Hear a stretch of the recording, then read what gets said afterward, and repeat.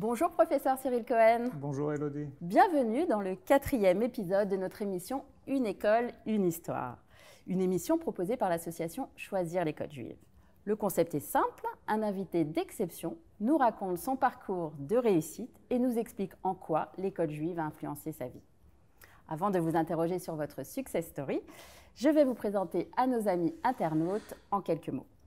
Vous avez 46 ans, vous êtes marié, vous avez 4 enfants et vous vivez en Israël.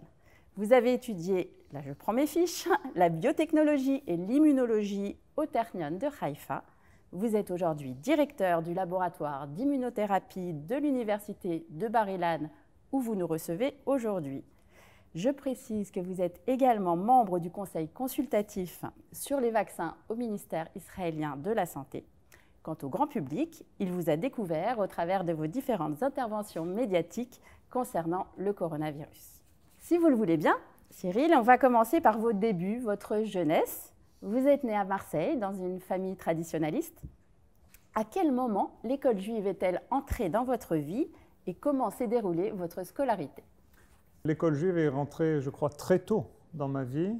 J'ai commencé le CP à l'âge de 5 ans, à l'école Yavneh Marseille. Je crois qu'il y avait, dans un sens, une volonté de renforcer ces valeurs juives. J'ai commencé ma scolarité, j'ai fait toute ma scolarité à l'école Yavneh, du CP jusqu'à la terminale, et j'en garde les meilleurs souvenirs.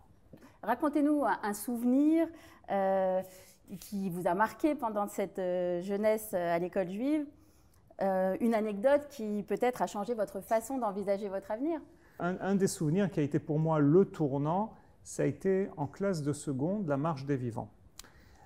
Dans la marche des vivants, en fait, les élèves du monde entier partent en Pologne pendant quelques jours, une semaine. En général, c'est aux alentours de Yom HaShoah. Et après, pour Yom HaAtzmaut, ils viennent en Israël. Et je crois que ça n'a pas été seulement pour moi, mais pour toute ma classe. Ça a été une révélation. Être là-bas pour Yom HaShoah en Pologne, être ici pour Yom HaAtzmaut, pour Yom HaZikaron et Yom HaAtzmaut, et réaliser que le destin du peuple juif doit se passer ici, pour moi, ça, je crois que ça a été l'apogée de cette éducation que j'ai reçue à l'école Yavneh. Alors, c'est une transition toute trouvée, puisque j'allais dire que votre bac en poche, vous quittez Marseille pour monter en Israël, où vous vivez depuis près de 30 ans. Est-ce justement l'école juive dont vous avez parlé qui a forgé cet attachement à Israël et votre sionisme? Oui, ça, il n'y a aucun doute. Évidemment, il y avait une base à la maison. Vous savez, aujourd'hui, ça fait exactement 29 ans que j'ai fait mon Aliyah. Vous avez choisi la voie de la médecine et de la recherche. Est-ce justement l'encadrement de l'école qui vous a poussé sur cette voie, vers cette voie d'excellence et de persévérance, ou tout simplement une passion depuis toujours? Je crois que c'est un peu les deux. Je peux vous raconter une petite anecdote. Avec plaisir. Il y a 5 ans, j'ai fait un court passage à Marseille avec ma famille. Et donc je suis venu avec mes enfants faire un tour de l'école Yavneh. Et là, je rentre et un des surveillants de l'époque, Marc Krief, instantanément me reconnaît. Et il s'adresse à mes enfants et il leur dit, écoutez, il y a une chose dont je me souviens de votre papa. C'est qu'il avait 12 ans peut-être, il se baladait, il avait un bouquin comme ça qu'il lisait, et je suis venu le voir et je lui ai dit, qu'est-ce que tu fais, qu'est-ce que tu lis? Et il explique que je lui ai dit que je lisais justement, ça je me souviens bien, c'était une revue de Science et Vie, je lui ai expliqué sur le génie génétique. Et automatiquement, il m'a dit, mais dis-moi, qu'est-ce que tu fais aujourd'hui? Je lui ai dit, je fais du génie génétique de cellulité. Et je crois que ça, c'est une chose aussi que j'ai reçue à l'école, c'est de savoir qu'il y a cette possibilité de se surpasser, qu'il y a cette possibilité de changer la réalité autour de nous, et c'est ce que j'essaye de manière très modeste de faire.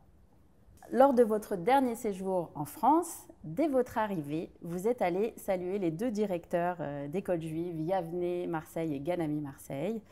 J'ai trouvé ça très émouvant.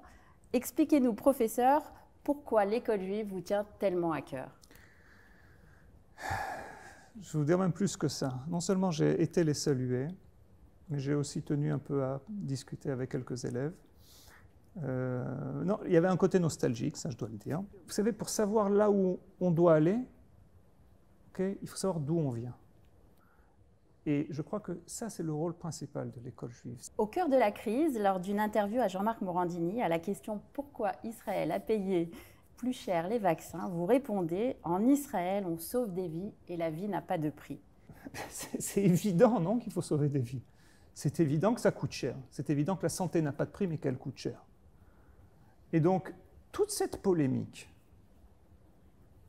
en Europe sur le prix des vaccins, elle était pour moi totalement obsolète, elle était totalement déconnectée de la réalité. Vous savez quoi, je vais vous dire une chose, on n'a pas payé suffisamment. Si on voit les résultats et les effets, et même si aujourd'hui on voit une remontée des cas et on voit le variant Delta, etc., on sauve des vies tous les jours en Israël, et ça n'a pas de prix. Justement, durant la crise sanitaire, vous avez joué un rôle majeur et un petit peu inattendu d'ambassadeur d'Israël auprès des médias français, en présentant notamment Israël comme championne mondiale de la vaccination, mais aussi comme modèle de prise en charge du virus. Alors tout d'abord, professeur Cyril Cohen, en avez-vous conscience? Et cela vous rend-il heureux de faire en quelque sorte la promotion d'Israël? Oui, tout d'abord, je suis très heureux. Je l'ai fait pour plusieurs raisons. Petit 1, pour informer le public. Il y a aussi le côté, je vous le dis sincèrement, d'une fierté israélienne, juive, sioniste. Lorsqu'on parle de la Covid-19 et qu'on a un système commun relationnel, un système où, en fait, ce qu'ils vivent, c'est ce qu'on vit, et inversement, on a une porte qui s'ouvre pour expliquer comment, en Israël, on vit ça et comment on essaye de surmonter ça. Et si on vous invite, c'est pour moi un devoir de le faire, de l'expliquer et d'essayer de donner une image équilibrée des choses. Alors pour finir, si vous deviez conseiller des parents dans leur choix d'éducation pour leurs enfants, ou peut-être même conseiller des enfants eux-mêmes par rapport à leur avenir, que leur diriez-vous? Je leur dirais qu'on n'a qu'une seule scolarité et il ne faut pas la manquer. Il est certain que l'école juive a affermi mes identités, m'a montré les directions à suivre. C'est une chose qui n'a pas de prix, comme la vie. Et c'est votre vie qui est en jeu.